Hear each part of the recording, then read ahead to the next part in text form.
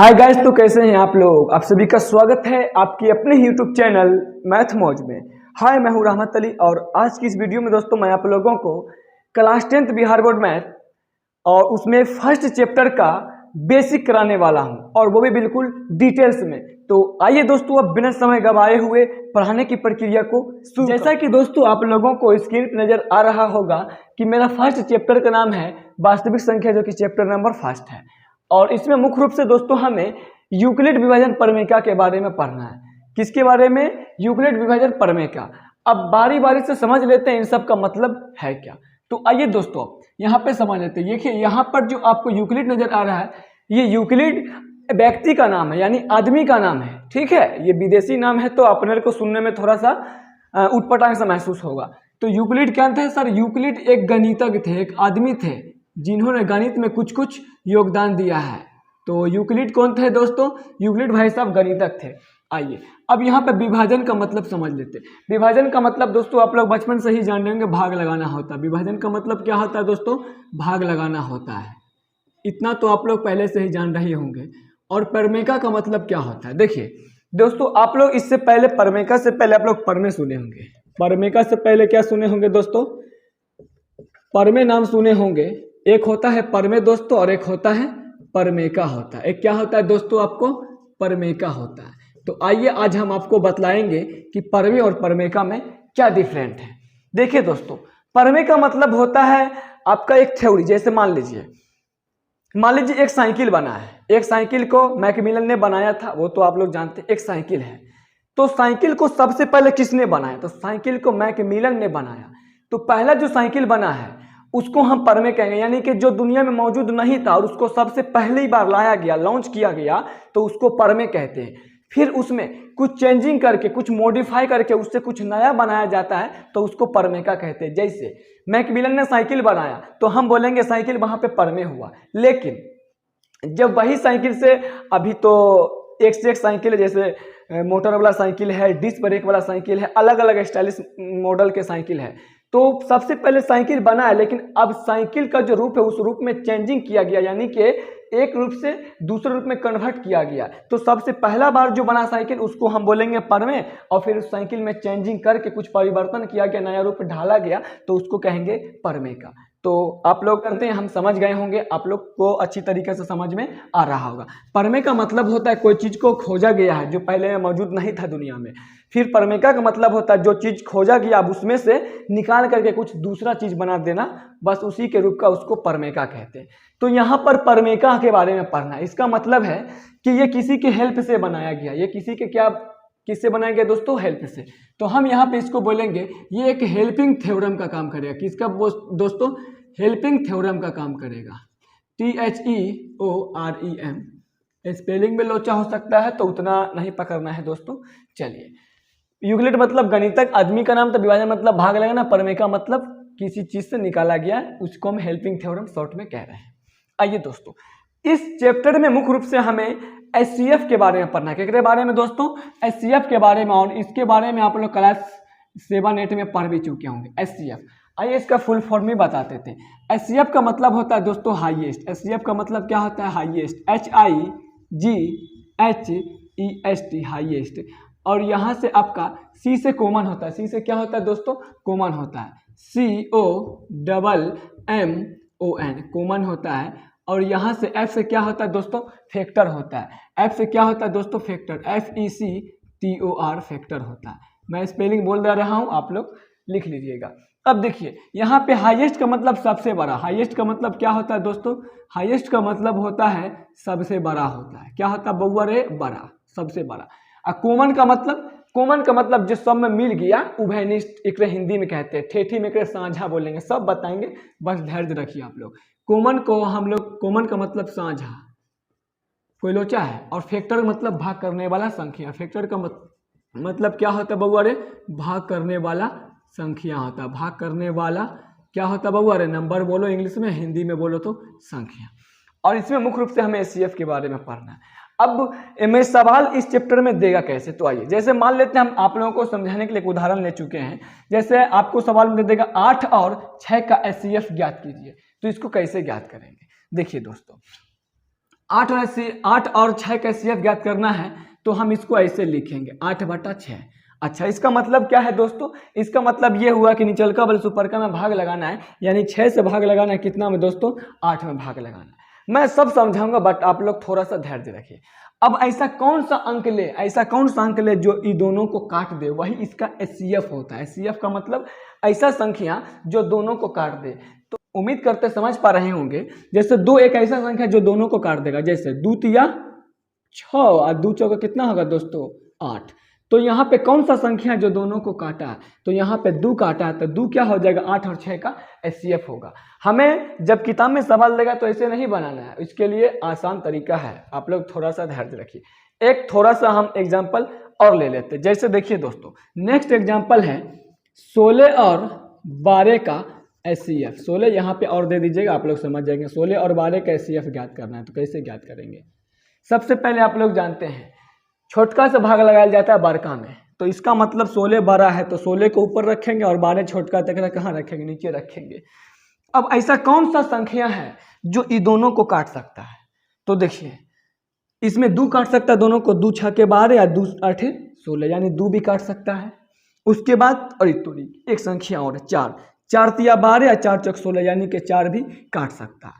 तो अब तो यहाँ पे सवाल उठ रहा है कि यहाँ पर तो दो को संख्या जो दोनों को काट रहा है, तो HCF लेंगे कौन? देखिए धैर्य रखिए, हमने आपको सबसे पहले इसका फुल फॉर्म में बताया HCF का हाईएस्ट कॉमन फैक्टर, यानी कि सबसे बड़ा संख्या लेना है। यानी कि इन दोनों को काटने वाला 2 को संख्या, एगो 2 एगो 4 है, मगर 2 और 4 में बड़ा कौन सा है? तो 2 और 4 में बड़ा है सर आपका 4, इसीलिए इस 16 और 12 का HCF होगा कौन सा? 4 होगा। बस मैं आपको यही दिखाना चाहता था। और आप लोगों के मन में सवाल उठ रहा होगा, क्या सर ये भाग लगा के लाना है? देखिए, ये ऐसे भाग लगा के नहीं लाना, भाग लगा के लाएंगे मगर दूसरा तरीका से लाएंगे जो कि आसान है। जैसे सवाल देगा ना, जिस प्रकार सवाल देगा ना किताब के अंदर, उसे कैसे बनाएंगे, तो आइए उसी के बारे में आप चर्चा करते हैं। जैसे देखिए दोस्तों, 8 और 6 है, तो इसको अगर मान लीजिए किताब में सवाल देता तो कैसे बनाते? कुछ नहीं करना। 8 और 16 है, तो दोस्तों छोटा से बड़ा में भाग लगाया जाता है, ना कि बड़ा से छोटा में। तो चलिए 6 छोटा और 8 बड़ा है, तो भाग लगाएंगे दोस्तों कैसे? 6 से भाग लगाएंगे 8 में। कैसे लगाया जाता है दोस्तों? तो यहाँ पे आप जानते होंगे 6 कम कैसे लगाएंगे? 6। 8 में से 6 घटेगा कितना होगा? 2 दोस्तों, 2 बच जाएगा। इतना तक तो आप लोग पहले से जानते हैं, और हो सकता है आप लोग ये पहले बनाए भी होंगे भाग विधि से, उम्मीद करते हैं। अब देखिए 8 में 6 गया तो 2 बचा। अब जो शेष बचता है ना, इस शेष को ऐसे घेर दिया जाता है, इस शेष को ऐसे घेर दिया जाता है। मैं आपको सही तरीका से समझाने के लिए थोड़ा सा इसमें थोड़ा सा मैं टाइम लूंगा, रुक जाइए। इससे पहले मैं आपको क्लियर कर देता हूँ। जैसे 8 में से 6 गया तो 2 हुआ, तो आप लोग जानते होंगे इसका नाम क्या होता है सर? इसका नाम होता है शेषफल। इसका नाम क्या होता है बउआ रे? शेषफल होता है। कोई लोचा है? इसका नाम क्या होता है? तो आप लोग पहले से जान रहे हैं, एक नाम भाज्य होता है। क्या नाम होता है बउआ रे? भाज्य। और एक नाम क्या होता है सर? तो एक नाम आप लोग जानते हैं भाजक होता है। कुंची होता है भाजक। और एक नाम क्या होता है दोस्तों? तो एक नाम होता है भागफल। क्या होता है? भागफल। तो यूक्लिड भाई साहब ने ऐसा क्या कर दिया कि इनके परमेका को 10वां के किताब में डाला गया, क्योंकि ये सब तो आप लोग पहले से सीख चुके हैं। लेकिन यूक्लिड भाई साहब ने कुछ तो जरूर चेंजिंग किया होगा कि इनके परमेका को इस किताब के अंदर, 10वां किताब के अंदर डाला गया। तो देखिए इन्होंने क्या कहा। इन्होंने कहा जो शेषफल है ना, इसको आर से सूचित करो। किससे डिनोट किया जाता है? आर से। उसी प्रकार ये जो आपका भाज्य है, इस भाज्य को ए से डिनोट करना है। भाज्य को किससे दोस्तों? ए से डिनोट करना है। और जो भाजक है, इस भाजक को बी से डिनोट करना है। किससे बउआ? बी से। और यहाँ पे जो भागफल है, इस भागफल को क्यू से डिनोट करना है। भागफल को किससे? क्यू से।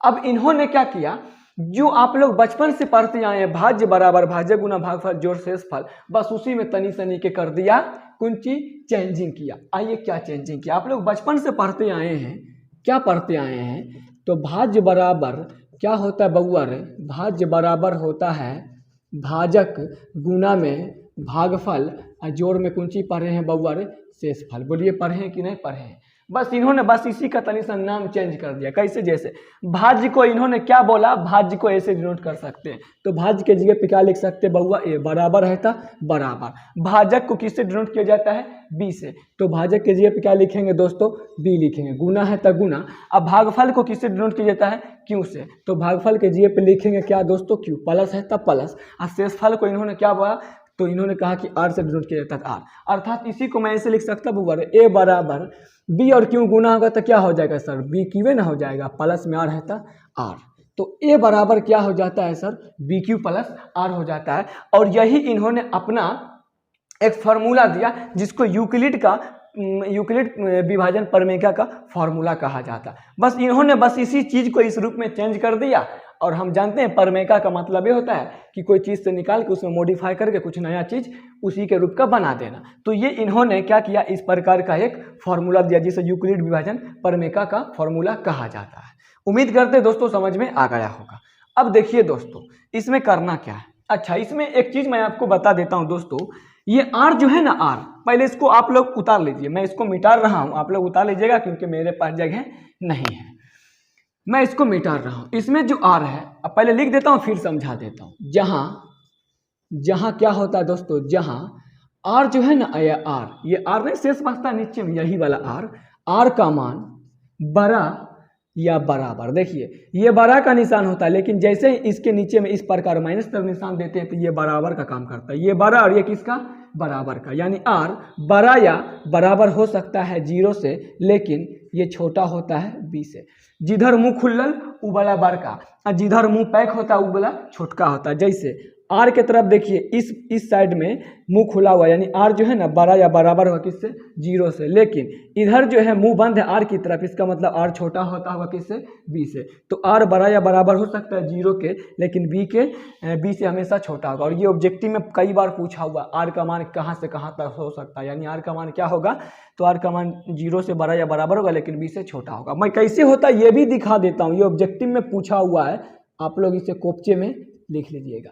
अब ये कैसे आर का मान 0 से बड़ा या बराबर और बी से छोटा होता है देख लीजिए। मैं आपको समझाने के लिए यहाँ पे एक एग्जाम्पल ले रहा हूँ। जैसे देखिए दोस्तों, दू है, दू से हम बोले हैं आपको भाग लगाना है 9 में, कैसे लगाइएगा, 2 चौका 8, ऐसा ही ना लगाते हैं रे, 9 में से 8 गया 1, एक भाग और लगाइए, एक भाग और लगाइए। 2 से मैं बोला 8 में भाग लगाइए, 2 चौका कितना होगा सर, 8 होगा, शेषफल कितना बचा, 0। आप जब भी भाग लगाइएगा ना, ये नीचे वाला का नाम क्या होता है सर, तो नीचे वाला का नाम होता है आर होता है। उसके बाद जिससे भाग लगाते हैं उसका नाम क्या होता है, बी से डिनोट किया जाता है। उसके बाद इधर का वाला का तो क्यू और का जरूरी नहीं है, बस ये दोनों का जरूरी है। अब देखिए, आप गौर से देखिएगा, 2 से जब 9 में भागा लगाएं तो शेष कितना बचा था, 1 बचा था।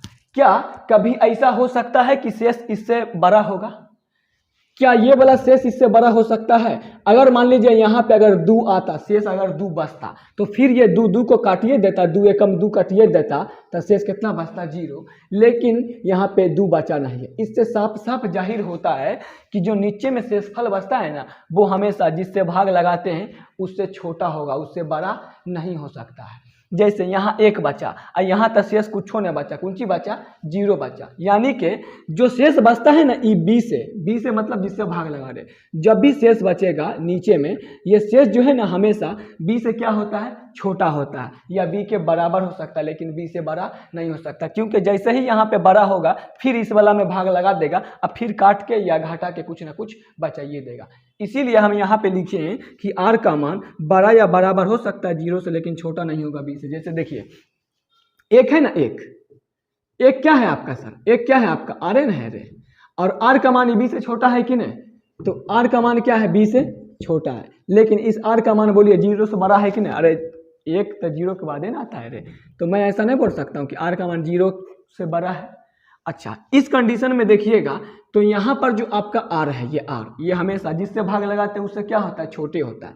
तो क्या मैं ऐसा बोल सकता हूँ कि आर छोटा है केकरा से, बी से, जिससे भाग लगाते हैं। देखिए ना, बी से डिनोट किया जाता है, आर छोटा है बी से, लेकिन आर का मान यहाँ क्या हुआ था कि आर का मान 0 से क्या हुआ गया था, आर का मान 0 से बड़ा आया था, और कभी कभी क्या आ सकता है, आर का मान 0 के बराबर भी आ सकता है। जैसे यहाँ पे देखिए आर का मान कितना आया, 0 आया, तो नहीं बोल सकता हूँ आर बड़ा हो सकता है 0 से, लेकिन बराबर भी हो सकता है, क्या करें 0 के बराबर हो सकता है। जैसे यहाँ पे 0 के बराबर हो गया ना आर का मान, यहाँ पे आर का मान क्या है, 0 से बड़ा है कि नहीं है, इसीलिए बोला जाता है कि आर का मान बड़ा या बराबर हो सकता है 0 के, लेकिन हमेशा छोटा होगा 20 से, यानी जिससे भाग लगाएंगे उससे हमेशा शेषफल छोटे ना होगा। तो चलिए उम्मीद करते हैं समझ में आ गया होगा। इस बात को आप लोग कक्षा में लिख लीजिएगा, एक बार स्क्रीनशॉट कर लीजिए। इसको कैसे बनाना है बारी से समझा देता हूँ। तो चलिए दोस्तों, मैं उम्मीद करता हूँ आप लोग इसको उतार लिए होंगे। अब मैं इसको थोड़ा सा मिटा देता हूँ, कोई लोचा है। अब हमें जो किताब के अंदर सवाल देगा तो उस सवाल को कैसे बनाना है, आइए इसके बारे में हम चर्चा करेंगे। सवाल जो देगा किताबा के अंदर तो उस सवालवा को कैसे बनाना है उसके बारे में अब हम चर्चा करेंगे। जैसे देखिए दोस्तों, यहाँ पर आपको HCF निकालना था 8 और 6 का, तो किताब के सवाल को कैसे बनाएंगे, देखिए इसी को ऐसे बनाना है, किताब में जो देगा ना इसे बनाना है। 6 और 8 का निकालना है ना, तो कुछ नहीं करना है, 6 से भाग लगाएंगे हमेशा 8 में, छोटा से बड़े में लगाया जाता है, पता ही हुआ। 6 कम 6 कितना बचा 2, जो शेष बचता है ना शेष, उसको ऐसे घेर दीजिए और जिससे भाग लगाए थे उसको यहाँ पे लिख दीजिए। और फिर इससे अब क्या करना है, इसमें भाग लगाना था। द्वितीय कितना बार में काटेगा, 6 सर काट दिया, कई बार में 3 बार में काट दिया। जिससे कटता है ना, जब शेष कितना बचा काट दिया, इसका मतलब शेष 0 बचा, तो जिससे कटता है वही आपका क्या होता है, HCF होता है। जिससे कटता है ना, लास्ट में जब 0 ला देगा ना, तो जिससे कटता है वही आपका क्या होता है, HCF होता है। देखिए यहाँ पे HCF 2 लाए थे कि नहीं लाए थे, लाए थे ना, जो उम्मीद करते समझ में आएगा। आइए इसको और ठीक से क्लियर करते, इसको और ठीक से क्लियर किया जाता है। आइए इसको और समझते, जैसे 12 और 16 था, तो 12 और 16 में 12 बड़ा है और 16 छोटा है, तो इसको कैसे लाएंगे, 12 से भागा लगाएंगे किस में सर, 16 में। कई बार में लगेगा, 12 एकम लग जाएगा सर 12, 16 में से 12 घटाएंगे 4, जो शेष बचता है बस इस प्रकार घेर दीजिए और जिससे भाग लगाए थे उसको यहाँ पे लिख दीजिए। अब फिर इससे इसमें भागा लगाइए, 4 तिया कितना बार में कट जाएगा सर 12, 3 में 0 बचा। जब शेष 0 बचता है तो जो काटता है वही आपका HCF होता है। इसका मतलब 4 इसको काट के 0 ला दिया तो HCF क्या हो जाएगा आपका सर 4 आ जाएगा। और यहाँ भी देखिए 4 लाए थे कि नहीं लाए थे, तो आई होप कि आप लोग समझ पा रहे होंगे। और मैं आप लोगों से यही गुजारिश करूंगा कि अगर आप लोगों को हमसे थोड़ा सा भी सीख मिल रहा है तो बस थोड़ा सा एक लाइक कर दीजिए और ज़्यादा से ज़्यादा हो सके तो सब्सक्राइब कर दीजिए। तो आइए दोस्तों, इस प्रकार हम किताब के सवालों को बनाना है। अभी इसमें पूरा क्लियर नहीं हुआ है। आइए अब यहाँ पे एक सवाल आता है कि यूक्लिड विभाजन प्रमेय का, और सवाल जब देगा ना बनाने के लिए, तो उसमें बोलेगा यूक्लिड विभाजन एल्गोरिथम का प्रयोग कीजिए। तो आइए अब हम यहाँ पे सीखेंगे कि प्रमेय का और एल्गोरिथम में क्या अंतर है, प्रमेय का और एल्गोरिथम में क्या अंतर है। तो जैसे देखिए दोस्तों, मैं आपको समझाने के लिए एक उदाहरण ले रहा हूँ। क्या उदाहरण ले रहा हूँ, जैसे मान लीजिए 60 है, 60 और यहाँ पे 18 मान लेता हूँ, 60 और क्या मान लेता हूँ दोस्तों, तो 60 और मान लेता हूँ 18, और इसका हमें HCF ज्ञात करना है। कुंची बउआ रे, HCF ज्ञात करना है यूक्लिड विभाजन एल्गोरिथम से। जैसे किताब के अंदर सवाल देगा तो कैसे ज्ञात करेंगे, सबसे पहले क्या करेंगे, छोटका से बड़का में लगाएंगे भाग, छोटका से बड़का में क्या लगाना है सर, भाग लगाना है। तो चलिए भाग लगाइए, 18 से भाग लगाएंगे कितना में, 60 में, 18 तिया लग जाएगा कितना, 18 तिया लग जाएगा आपको 54 लग जाएगा। 60 में से 54 घटाएंगे तो 6 ही बचेगा। फिर जो शेष बचता है उसको घेर दीजिए, 18 में से भागा, 18 को यहाँ पे उतार के भागा लगाइए, 6 तरीके कितना हो गया सर, 18 हो गया, काट दिया शेष बच गया, यानी इसे आपका HCF कितना होगा, HCF होगा कितना सर, तो HCF बोलिएगा हो जाएगा 6 हो जाएगा। अब इसको पूरा पूरी कैसे सजा के लिखेंगे, जब हिसाब बनाएंगे तो पहले ऐसे बना देना है, पहले ऐसे बना देना, फिर यहाँ पर लिखेंगे, क्या लिखेंगे पहले देख लेता हूँ। इसको तोड़ तोड़ के कैसे लिखेंगे, अभी नहीं लिखे थे A बराबर BQ प्लस R, नहीं लिखे थे, यानी भाज्य बराबर भाज्य गुना भागफल जोड़ शेषफल, बस उसी प्रकार इसको तोड़ के सजा के लिखना है। जैसे 60 है तो दोस्तों 60, हमने आपको फार्मूला में अभी बतलाया है A बराबर क्या होता है, BQ प्लस में R होता है। ये आपका क्या होता है सर, तो ये होता है आपका A, ये आपका क्या होता है B होता है, और ये आपका क्या होता है Q होता है, और ये आपका क्या होता है R होता है। यानी कि A बराबर BQ प्लस R, तो A के जगह पे 60 बराबर है तब बराबर, बी के जगह पर कौन लिखा जाता है सर, जिससे भाग लगाते हैं उसको, यानी भाजक को 18। और क्यों के साथ क्या चीज़ में है सर, गुना में, और क्यों का मान कितना है, यानी भागफल लिखेंगे 3। अब प्लस है तब प्लस, आर का मतलब शेषफल, जब इससे 60 में भाग लगाए थे 3 बार में शेष कितना बचा था, 6 बचा था। इसको नहीं लेना है, इसको लेना है, 6 बचा था। तो देखिए दोस्तों 18 तिया 54, 54 में छोड़ जोड़ दीजिएगा तो कितना हो जाएगा 60, यानी मेरा बिल्कुल सही है। बस इसी प्रकार तोड़ तोड़ के लिखते जाना। फिर आप 18 में भाग लगाए थे तो 18 को लिखिए बीच वाला को, 18 में किससे भाग लगाए थे, 6 से भाग लगाए थे। गुना दीजिएगा, कई बार में भाग लगाए थे, 3 बार में भाग लगाए थे, प्लस शेष कितना बचा, कुछ नहीं बचा था 0। तो देखिए 6 का 18, 18 में 0 जोड़ेंगे तो 18 ही रहेगा।